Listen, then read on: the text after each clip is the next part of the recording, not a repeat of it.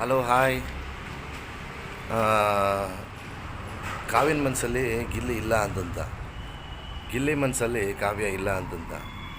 ಆದರೆ ಇವರಿಬ್ಬರು ಒಬ್ಬರ ಮನಸ್ಸಲ್ಲಿ ಒಬ್ಬರಿಲ್ಲ, ಒಬ್ಬರ ಮನಸ್ಸಲ್ಲಿ ಒಬ್ಬರಿಲ್ಲ ಅಂತಂದ್ಬಿಟ್ಟು ತುಂಬ ಕಾಲ ಕಳ್ಕೊಂಬರ್ತಿದ್ದಾರೆ. ಯಾಕೆ ಅಂತಂದರೆ ಕಾವ್ಯ ಮನಸ್ಸಲ್ಲಿ ಏನು ಅಂದ್ಕೊಂಡಿದ್ದಾಳೆ ಅಂದರೆ ಗಿಲ್ಲಿ ಒಬ್ಬ ಬಡವ ಅಂತ ಅಂದ್ಕೊಂಡಿದ್ದಾಳೆ.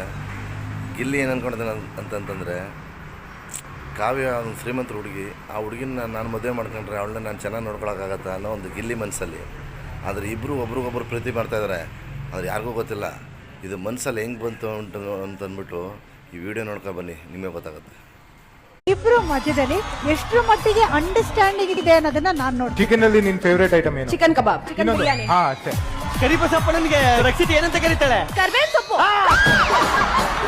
ನಾನೇನ್ ಮಾಡ್ತಾ ಇದ್ದೀನಿ ನಿನ್ನ? ನಾನೇನ್ ಮಾಡ್ತಾ ಇದ್ದೀನಿ ನಿನ್ನ? ಇಲ್ಲಿ ಏನ್ ಮಾಡ್ತಿದ್ದಾನೆ ನಿನ್ನ? ನಾನು ನೀನು ಹೋಗೋಣ ಅನ್ಕೊಂಡಿದ್ವಲ್ಲ. ಎಲ್ಲಿಗೆ? ಹನಿಮೂನ್. ಹನಿಮೂನಾ? ತಗ್ಮನೆ ಹಬ್ಬ ಇದೆ ಶನಿವಾರ ಸಂಜೆ 6 ಗಂಟೆಗೆ.